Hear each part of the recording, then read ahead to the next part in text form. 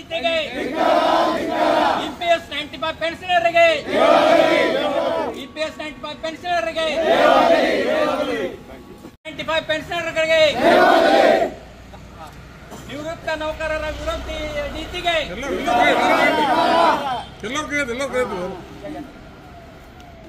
95 ಪೆನ್ಷನರ್ಗೆ ಜಯವಾಗಲಿ EPS 95 ಪೆನ್ಷನರ್ಗೆ ಜಯವಾಗಲಿ EPS 95 ಪೆನ್ಷನರ್ಗೆ ಜಯವಾಗಲಿ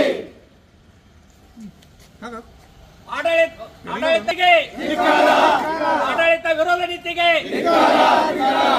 ಅಧಿಕಾರಿಗಳ ನಿರ್ಲಕ್ಷ್ಯಕ್ಕೆ ಅಧಿಕಾರಿಗಳ ನಿರ್ಲಕ್ಷ್ಯಕ್ಕೆ ನನ್ನ ಹೆಸರು ಸುಭಾಷ್ ಡಿ ಸರಿಕಾರ್. ಇದೇ ಸಂಸ್ಥೆಯಲ್ಲಿ ಮುಖ್ಯ ಕಾರ್ಮಿಕ ಕಲ್ಯಾಣ ಅಧಿಕಾರಿಯಾಗಿ ನಿವೃತ್ತ ಆಗಿದ್ದೀನಿ. ಇವರು ನನ್ನ ಪಕ್ಕದಲ್ಲಿರೋರು ಎಚ್ ನಾಗೇಶ್ ಅಂತ ನಿವೃತ್ತ ವಿಭಾಗೀಯ ನಿಯಂತ್ರಣಾಧಿಕಾರಿಗಳು. ಆಮೇಲೆ ನನ್ನ ಪಕ್ಕ ಇಲ್ಲಿರೋರೆಲ್ಲ ವಿವಿಧ ವಿಭಾಗಗಳಲ್ಲಿ ಸುಮಾರು 35ರಿಂದ 38 ವರ್ಷಕ್ಕೆ ಸೇವೆ ಸಲ್ಲಿಸಿ ನಿವೃತ್ತರಾದ ಕಾರ್ಮಿಕರುಗಳು ಮತ್ತು ಅಧಿಕಾರಿಗಳು. ಇವತ್ತು ನಾವಿಲ್ಲಿ ಸೇರಿರೋ ಉದ್ದೇಶ 4/11/2022ಕ್ಕೆ ಸರ್ವೋಚ್ಚ ನ್ಯಾಯಾಲಯ ಅಂದ್ರೆ ದೇಶದ ಅತ್ಯುನ್ನತ ಸುಪ್ರೀಂ ಕೋರ್ಟ್ ಒಂದು ಇದು ನಿರ್ದೇಶನ ನೀಡಿತು. ಏನಂದ್ರೆ ಪೆನ್ಷನ್ EPS 95 ಪೆನ್ಷನರ್ಗೆ ಹೈಯರ್ ಪೆನ್ಷನ್ಗೆ ಅರ್ಹತೆ ಪಡೆಯಲು ವೇಜ್ ಡೀಟೇಲ್ ಅನ್ನು ಇದು ಅವರು ಜಾಯಿಂಟ್ ಅಪ್ಲಿಕೇಶನ್ ಆನ್ಲೈನ್ ಇದು ಅಪ್ಲೋಡ್ ಮಾಡಲಿಕ್ಕೆ ನಿರ್ದೇಶನ ನೀಡಿತ್ತು.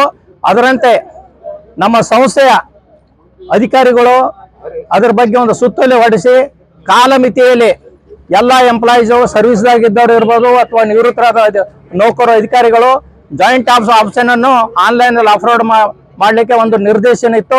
ಅದರಂತೆ ನಾವೆಲ್ಲರೂ ಜಾಯಿಂಟ್ ಆಪ್ಷನ್ನು ಆನ್ಲೈನಲ್ಲಿ ಅಪ್ಲೋಡ್ ಮಾಡಿದ್ವಿ.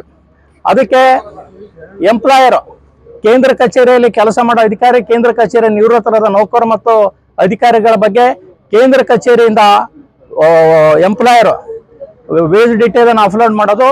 ಆಮೇಲೆ ವಿವಿಧ ವಿಭಾಗಗಳಲ್ಲಿ ನಿವೃತ್ತರಾದ ಒಂದು ಅಧಿಕಾರಿ ನೌಕರರದ್ದು ವಿಭಾಗಗಳಲ್ಲಿ ವೇಜ್ ಡೀಟೇಲ್ ಅನ್ನು ಅಪ್ಲೋಡ್ ಮಾಡಲಿಕ್ಕೆ ಒಂದು ಕಾಲಮಿತಿಯನ್ನು ಕೊಟ್ಟಿದ್ದರು EPFದವರು. ಅದು ಹೋದ ವರ್ಷನೇ ಮೇ 2024ಗೆ ಕಂಪ್ಲೀಟ್ ಆಯಿತು. ಹರಿಬರಿಯಲ್ಲಿ ಏನು ಮಾಡಿದ್ರು ಅಂದರೆ ನಮ್ಮ ಸಂಸ್ಥೆಯಲ್ಲಿ ಸುಮಾರು 1300 ಅಪ್ಲಿಕೇಶನ್ಸ್ ರಿಜೆಕ್ಟ್ ಮಾಡಿದರು. 1300 ಅಪ್ಲಿಕೇಶನ್ಸ್ ರಿಜೆಕ್ಟ್ ಮಾಡಿದರು.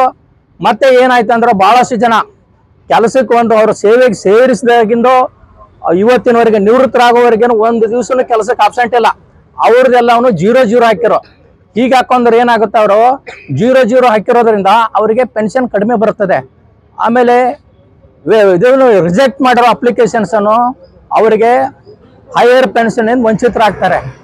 ಸೊ ಈ ನಿಟ್ಟಿನಲ್ಲಿ ನಾವು ಮೊನ್ನೆ ನಾಗೇಶ್ ಸಾಹೇಬರು ಸಂಬಂಧಪಟ್ಟ ಈ ಕೇಂದ್ರ ಕಚೇರಿ ಅಧಿಕಾರಿಗಳಿಗೆ 2023-22ರಿಂದ ಇವತ್ತಿನವರೆಗೆ ಸುಮಾರು ಒಂದು 10 ಬಾರಿ ಬಂದು ಸಾಕಷ್ಟು ನಾವು ರಿಪ್ರೆಸೆಂಟೇಷನ್ ಕೊಟ್ಟು ಮನವಿಗಳನ್ನು ಸಲ್ಲಿಸಿದ್ದೀವಿ. ಆದರೆ ಅವರು ಯಾವುದೋ ಒಂದು ತಲೆಯಲ್ಲಿ ಹಾಕೊಳ್ತಾ ಇಲ್ಲ. ನಿವೃತ್ತ ಅಧಿಕಾರಿ ಮತ್ತು ನೌಕರರಿಗೆ ಏನಿದೆ ಒಂಥರ ನೆಗ್ಲೆಕ್ಟ್ ಆಗಿ ಇದು ಮಾಡ್ತಾ ಇದ್ದಾರೆ. ಈಗ RPFದವರು ಮತ್ತೆ ಈ ತಿಂಗಳ ಕೊನೆವರೆಗೆ ಟೈಮ್ ಎಕ್ಸ್ಟೆಂಡ್ ಮಾಡ್ಯಾರ. ಇಷ್ಟೆಲ್ಲ ಆದರೂ ಕೂಡ ಇವತ್ತಿನವರೆಗೆ 0 ಇದ್ದುದೆಲ್ಲ 0 ಇದೆ. ಆಮೇಲೆ ರಿಜೆಕ್ಟ್ ಆದ ಅಪ್ಲಿಕೇಶನ್ಸ್ ಬಗ್ಗೆ ಏನು ಹೇಳ್ತಾರೆ ಅಂದ್ರೆ, ಇಲ್ಲ ನಾವು ಮ್ಯಾನ್ಯುವಲ್ ಕಳಿಸಿವಿ ಅಂತ. ಅದು ಆನ್ಲೈನ್ದಲ್ಲಿ ಹಾಕಬೇಕಾದದ್ದು ಮ್ಯಾನ್ಯುವಲ್ ಕಳಿಸಿದ್ರೆ ಏನಾಗುತ್ತೆ, ಎಕ್ಸೆಪ್ಟ್ ಮಾಡೋದಿಲ್ಲ. ನಾವು ಹೇಳಿದ್ರು ಕೂಡ ಅವ್ರ ತಲೆಯಲ್ಲಿ ಏನೋ ಹೋಗ್ತಾ ಇಲ್ಲ.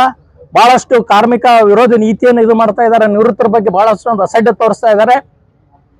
ನಾವು ಮತ್ತು ನಾಗೇಶ್ ಸಾಹೇಬರು ಇನ್ನುಳಿದು ಇಲ್ಲಿ ಸೇರಿದವರು ಆಮೇಲೆ ನಾವು ಫೋನ್ ಮುಖಾಂತರ ವಿವಿಧ ವಿಭಾಗಗಳಿಗೆ ಮಾತಾಡಿದಾಗ ಅವರು ಹೇಳಿದರು, ಸರ್ 27ನೇ ತಾರೀಕೊಳಗಾಗಿ ಏನಾದರೂ ನಮ್ಮ ಸಮಸ್ಯೆಗಳು ಬಗೆಹರಿದಿದ್ದರೆ ನಾವು ಕೇಂದ್ರ ಕಚೇರಿ ಮುಂದೆ ನಮ್ಮ ಕುಟುಂಬದ ಸಮೇತ ಬಂದ್ಬಿಟ್ಟು ವಿವಿಧ ಸಂಘಟನೆಗಳ ಒಂದು ಸಹಕಾರ ಪಡೆದು ಇಲ್ಲಿ ಒಂದು ಧರಣಿ ಮಾಡೋಣ ಅಂತ ಒಂದು ಇದು ಮಾಡ್ಯಾರ. ನಾವೊಂದು ತೀರ್ಮಾನವನ್ನು ತೆಗೆದುಕೊಂಡಿವಿ. ಇವತ್ತಿಗೆ ಕೂಡ ಇಲ್ಲಿ ನಾವು ಇಷ್ಟೆಲ್ಲ ಜನ ಬಂದರೂ ಕೂಡ ನಿವೃತ್ತರು ಈ ಕೇಂದ್ರ ಕಚೇರಿಯಲ್ಲಿ ಯಾವುದೇ ಒಂದು ಸಂಬಂಧಿಸಿದ ಒಂದು ಅಧಿಕಾರಿಗಳ ಕಾರ್ಯಸ್ಥಾನದಲ್ಲಿಲ್ಲ.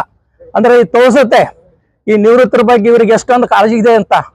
ಸೊ ಈ ನಿಟ್ಟಿನಲ್ಲಿ ನಾನು ಎಚ್ಚರಿಕೆ ಕೊಡಲು ಬಯಸ್ತಾ ಇದ್ದೀನಿ. ನಮ್ಮ ಏನು ಬೇಡಿಕೆ ಇದೆ, ನಿವೃತ್ತರು ನಾವೇನೇನು ಒಬ್ಬ ಕ್ಯಾಪಿಟಲಿಸ್ಟು ಅವ್ರ ಮನೆಗೆ ಬಂದ್ಬಿಟ್ಟು ಭಿಕ್ಷೆ ಬಿಡ್ತಾ ಇಲ್ಲ, ಇನ್ನೊಂದು ಏನು ದಾನ ಕೊಡೋದು ಕೇಳ್ತಾ ಇಲ್ಲ. ನಮ್ಮ ಹಕ್ಕುಗಳ ಬಗ್ಗೆ ಒಂದು ಕೇಳಕ್ ಬರ್ತಾ ಇದ್ದೀವಿ. ನಾವು ಎಷ್ಟೋ ಹೇಳಿದ್ರು ಅವ್ರ ತಲೆಯಲ್ಲೇನೋ ಹೋಗ್ತಾ ಇಲ್ಲ. ಬಹಳಷ್ಟು ಒಂದು ಅಸಡ್ಡೆಯಾದ ಧೋರಣೆಯನ್ನು ಇದು ಮಾಡಿದ್ದಾರೆ.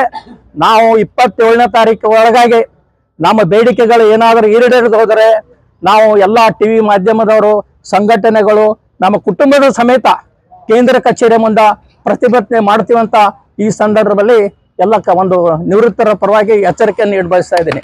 ಧನ್ಯವಾದಗಳು. ನನ್ನ ಹೆಸರು ಸುಭಾಷ್ ಡಿ ಸರಿಕಾರ್.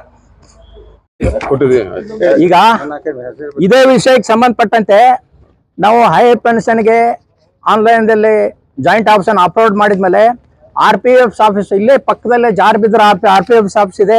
ಅವರು ಒಂದು 112 ಜನರದ್ದು ಒಂದು ನೋಟಿಸ್ ಕಳಿಸಿದ್ರು.